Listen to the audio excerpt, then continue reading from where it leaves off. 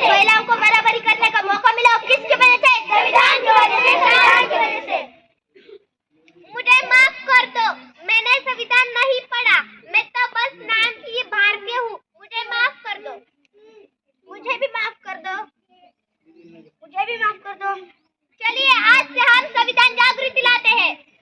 इस देश से करते हैं प्यार हम, इस देश के पहरेदार हम, इस देश के वास्ते मरना पड़े तो है तैयार हम, है तैयार हम, है तैयार हम।